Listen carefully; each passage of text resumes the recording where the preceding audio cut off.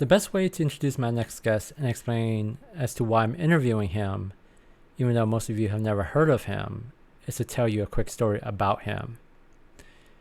It had happened a couple months ago where I was running a fleet and I had several cruiserology pilots in my squad. I was ready to take a fight on a gate. As I was about to start barking out commands, he decided to step in as the Logi FC and start barking out commands to the Logi wing. I was really impressed by how precise and concise he was at communicating what Logi should do next. The reason why I was so surprised is because up until this point, I had never ever seen him take charge of Logi, much less be any sort of a lead support role.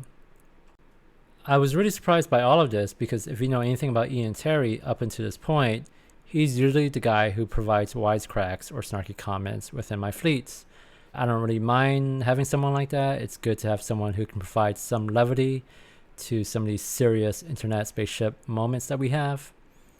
But that's why I'm interviewing him, because you see, he joined Faction Warfare back in December 2022, and up until now, it's been about 7 months. So unlike my previous guest, Phantomite, where we talked about the X's and O's and technical aspects of Faction Warfare, this is more of a personal story, as seen from a pilot who was a Newbro, who slowly but surely made his way up through the ranks to become a really decent pilot. So if you like personal stories, I think you'll like listening to this one about Ian Terry. And before I transition over to the actual interview, I do want to apologize for some of the scratchiness to the audio you're about to hear. It's one of my first interviews when I started this whole project, so the technical audio engineering isn't as good as I want it to be, but hopefully I'll improve over time. And with that said, here we go. Hey, I was looking at your cue board, and it looks like you've been in FW since, I want to say, late 2022, maybe December-ish. And right now it's July 2023. So you've been around for 6 or 7 months. What was your FW experience when you first came in versus where it is? Yeah, I would say that my FW experience before I joined up was absolutely 0. So as you know, I had played Eve over a decade ago, Oh, mostly just messing around in high sec, and I was not playing seriously at the time. I never experimented with any of the like faction warfare mechanics, null sec. I'd never touched what'd you any do in high sec 10 years ago?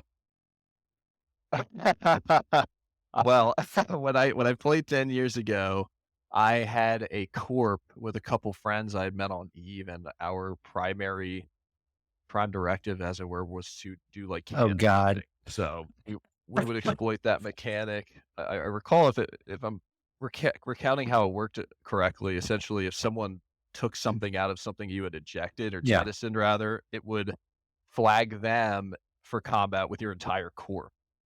So that's Oh, did a God. lot of You're really like the fun worst kind stuff. of high suckers then. Like, I used to, before I even joined FW eons ago, I hated guys like you because you guys would just abuse that mechanic. And there were so many different ways you could abuse the Definitely. mechanic too, which just confused new players or even vets as well.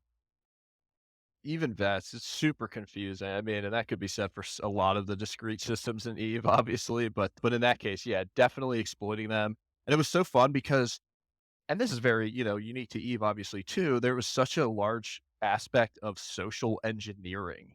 Mm. Ultimately, it wasn't so much the actual game mechanics that we were utilizing to be successful doing this. It was like DMing these players and conning them into taking something out of a can. Like that was the true It's challenge. So hilarious. definitely a lot of fun. Yeah, but then what ended up happening is, I'd taken a long time off, obviously, just pretty much abandoned the game, but I had been reading around about that new faction warfare update. And that's what kind of pulled me back in the direction of Eve. Gotcha. Gotcha. So you didn't have any PvP experience coming to FW, or it was like your first couple months before post like PvP? Yeah, we'll start with how about my first couple Sure. days getting back into the game. I had recalled absolutely nothing. Obviously, the skill ceiling, that one needs to achieve in order to be successful can flipping is pretty low. So even after, what time I did spend playing Eve, I had not familiarized myself with many of the mechanics.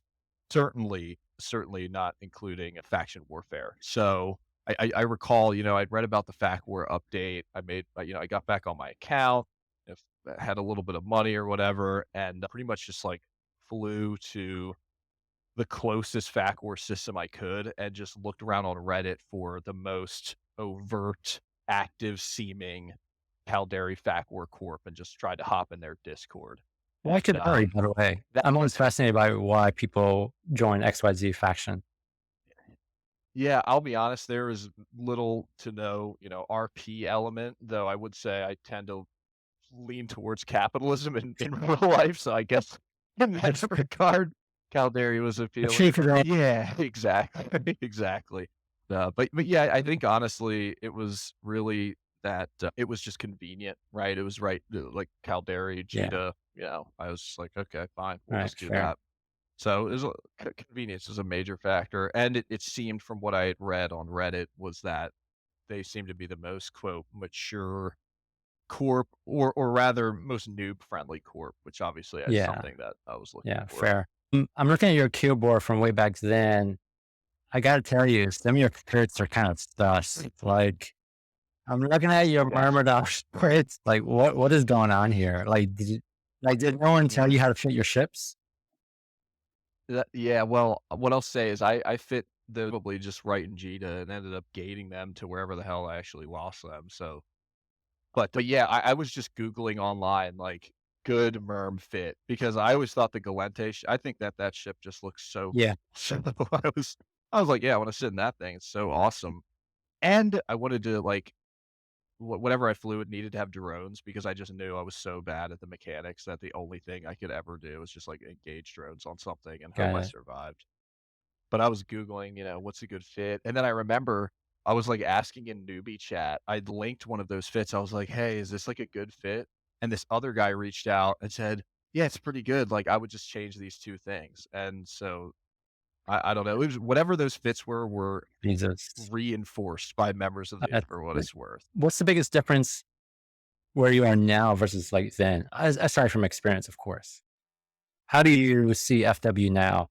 Yeah, that's a good question. Certainly, when you first start Eve or any game for that matter, a lot of the, I guess, spectacle and novelty is because you really don't know everything, right? You don't even understand the big picture. So when I was just getting started with Fact War and, just kind of like seeing how everyone was organizing and Discord, right? That was all so new to me. And it was like the craziest thing ever to me that, this much organization and coordination was needed.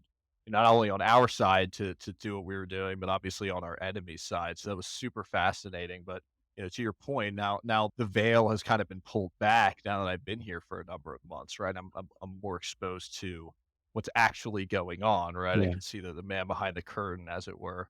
I think that I'm definitely a little more content hungry, and impatient with like the different types of fact war activities that I can Like engage in, what? right? Like when I first well, so I think in particular the Plex mechanic is one that early on I had a very high tolerance for just running around different plexes, sitting in those, watching the timer run down. Occasionally, some person who didn't really know how to play would slide the gate into like 10 of us and we Yeah. could kill them. That was fun for a little bit, but now that I'm better at PvP, the novelty is not there at all for something like Plex. I mean, it makes it very, for lack of a better term, boring to engage in that specific mechanic.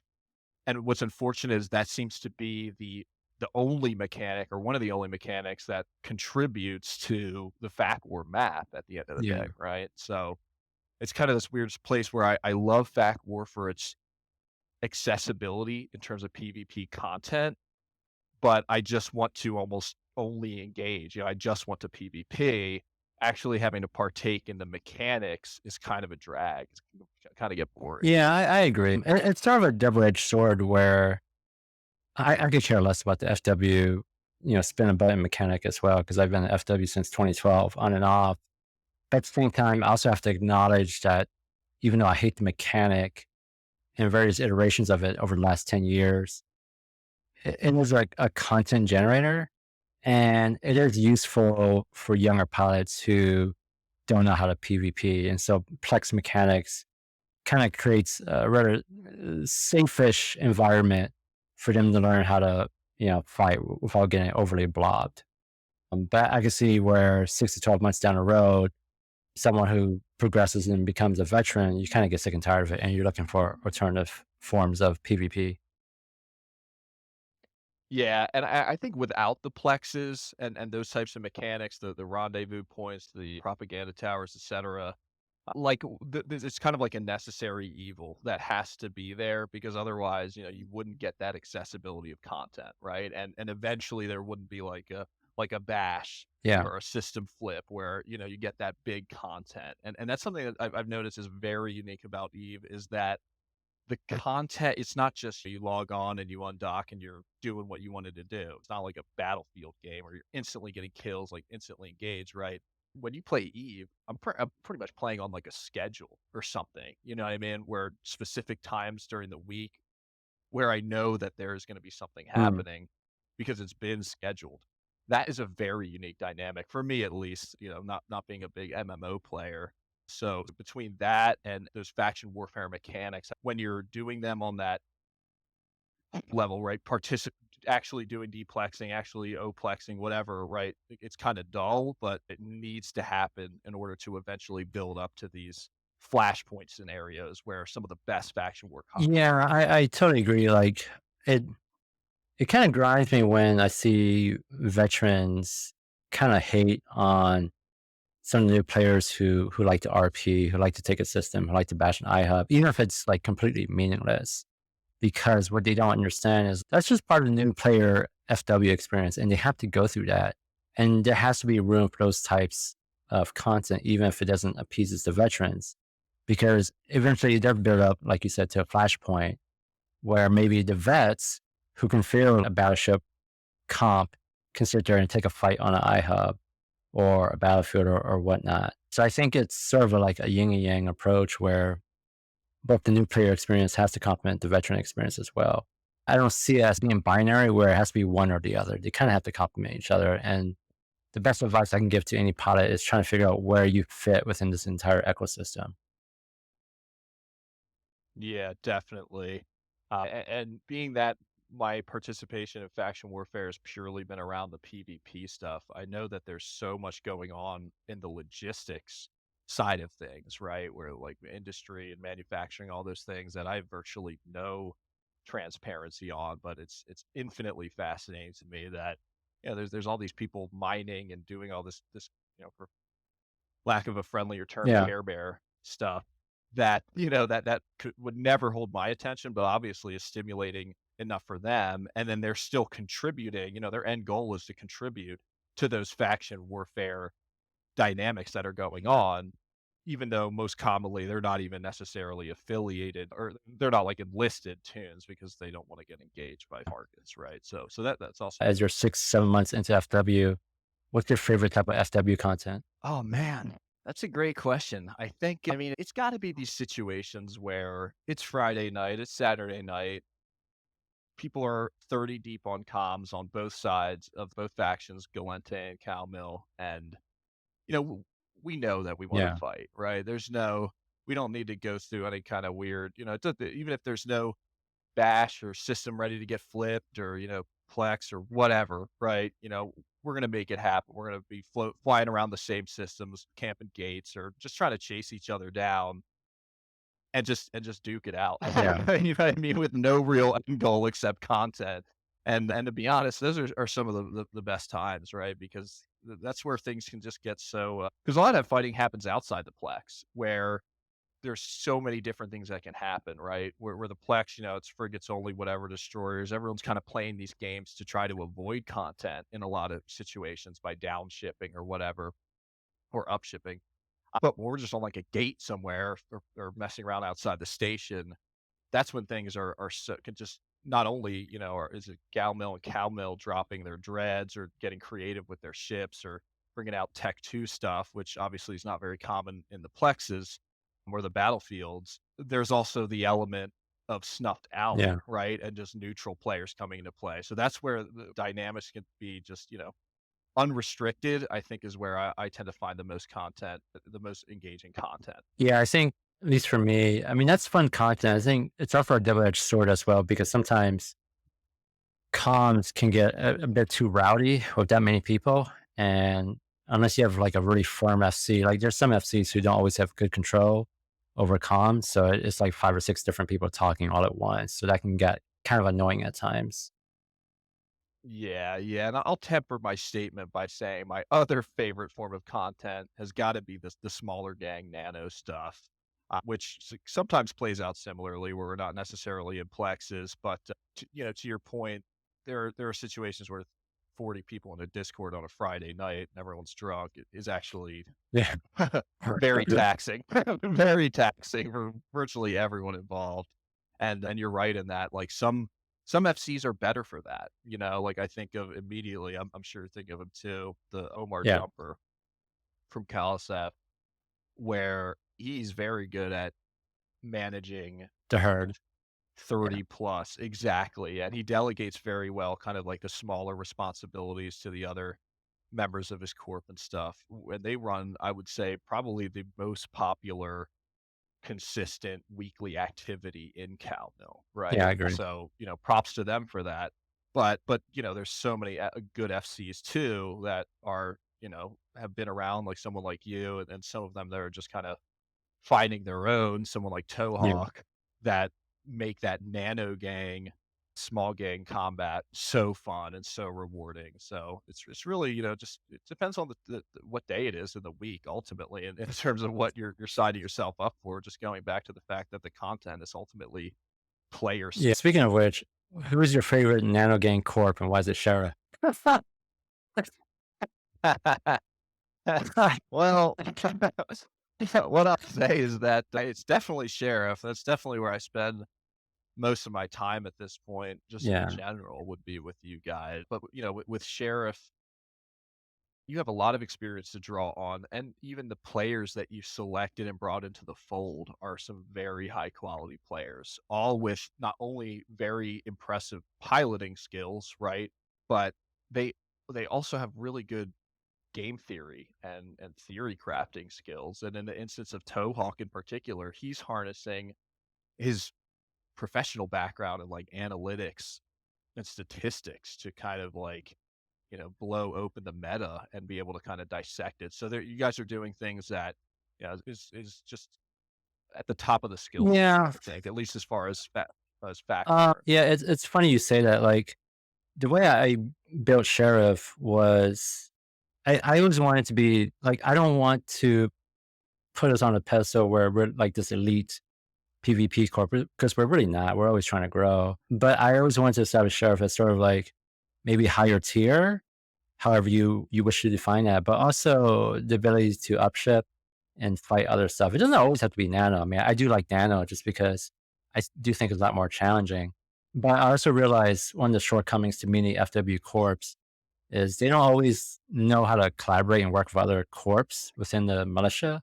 And so I do my best to have this sort of open door policy on our comms where, you can join our fleets anytime. You just have to bring the right ship. That's the only catch. And if you bring the right ship, you can fly with us anytime. But to your point, I have some pretty darn good pilots who, quite frankly, are better than I am at a very technical level. Like I've always said, at least within my corp, guys like Veronix and Astaros, they're very, very good at the technical stuff and they're very good at communicating that. Whereas a guy like me, really, quite frankly, I'm just better at herding cats. Yeah, yeah. I tend to find they're also a lot more charming to be around too, though. Yeah, fair enough. So, what is your best advice for a newbie coming in? If you could just give one or two, and I'll give my advice as well. Yeah. Yeah, I think for me, what allowed me to be successful, something that I definitely recognize in other new players, and I wanted to be different myself, is just to shut up in Discord. Just stop. Stop asking for ships. Stop asking for this and that.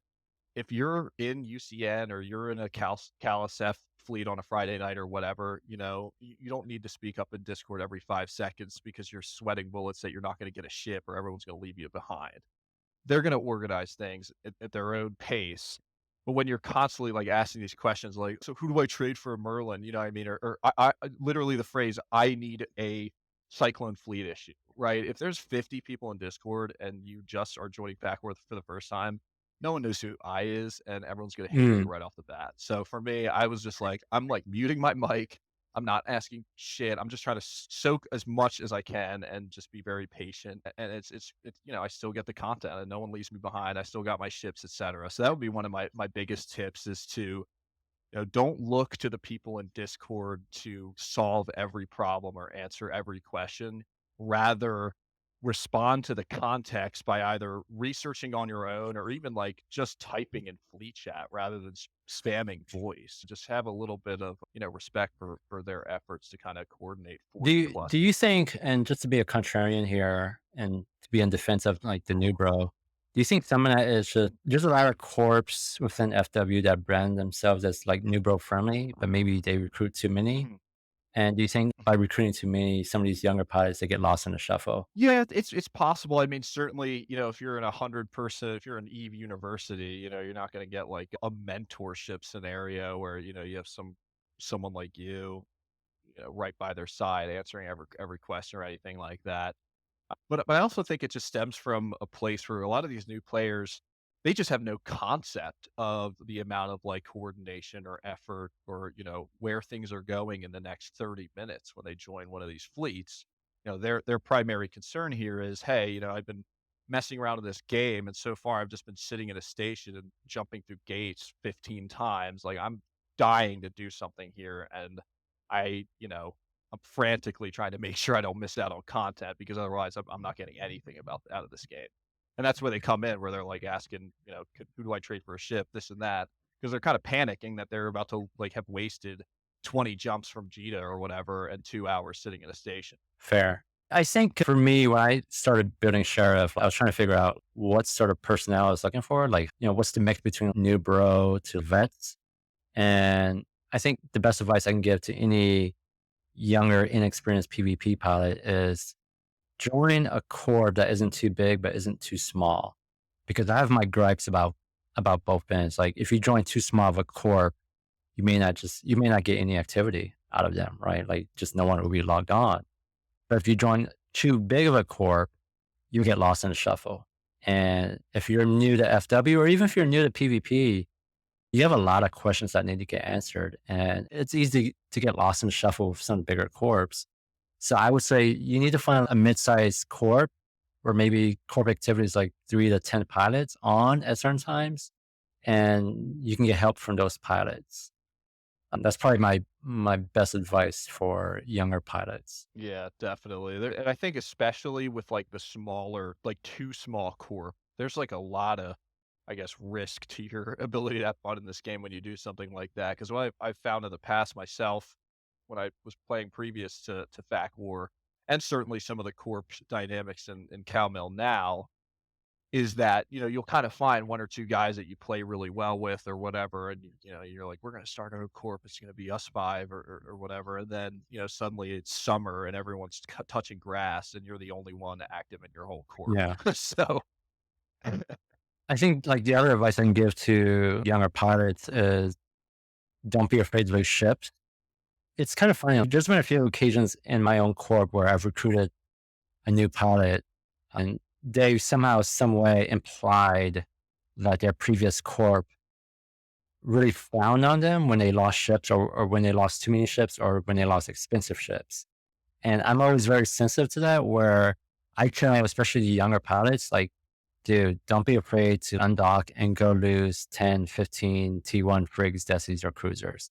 Because that's the best way for you to learn, A, and B, more importantly, you can get over your fear of loss. Because there are players, and this sounds really sad, there are players who play this game 5, 6, 7, 8 years, and they're still afraid of losing ships.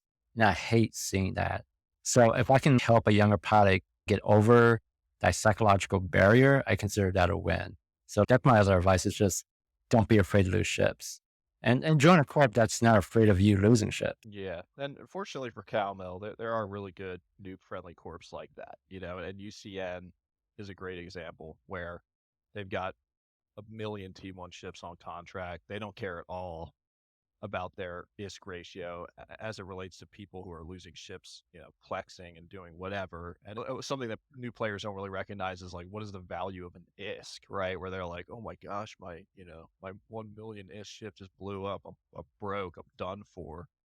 Yeah, you can get that. All you got to do is ask. I'm sure someone will get you much more ISK than that, right? And plenty of new ships. So Yeah, fair. Let's wrap this up. I got one more question for you. I've kind of seen your progression over the last 6 months and where you've gone from like an F1 warrior to, well, actually a few times the last month, I've seen you FC either at the Logi level or just take over being a primary target caller. Where do you see yourself 6 months from now, and why is it being FC? great question. Well, I think, there's kind of two elements to being a successful FC that I've noticed. I mean, there's one where it is, you're familiar with the game mechanics. You can look at something, you can look at 20 ships on grid and know what the priority target should be. You understand distance, you understand being cognizant of your fleet composition, et cetera, right? All things to be a really successful FC. And those are things that I've been able to pick up on pretty quickly as the game knowledge came to me and enables me to jump in, kind of like you said, ad hoc, where, our FC got primaried and I'm just, secondary or something like that, right? But the other important thing to be a true FC, I think, is really having that desire to plan and organize something, right? Where you put something on a schedule that people have to look forward to, and you're responsible for putting the ships on contract or handing out the ships or just putting together a whole vision of a fleet or of an activity. That's that second part of the FC that, not that I don't think I'm capable of doing, but I just don't know if I have like the time or desire to kind of grow into that direction. So I think in the at least the near term, I'm just going to continue to kind of be ready to jump in when needed in the background, but not so much taking a actual leadership role from an FC. Fair. I will say one thing about you. There was a fleet I was running maybe 3 weeks ago. There's about 15 of us, and I was obviously primary target caller, and you stepped up as like Logi FC, and I was ready to take the fight on the gate. And you really just kind of jumped in, gave perfect commands as to what to do, how to burn down, who should, anchor on each other. And I was like, wow, I was really surprised by that because up until that point, I'd always labeled you as the guy with smart aleck remarks on comms. So that was like the first time where I was like, oh, wow, this guy, Ian, he can actually say something that doesn't require him being sarcastic on comms. So I think you've come a long way since then.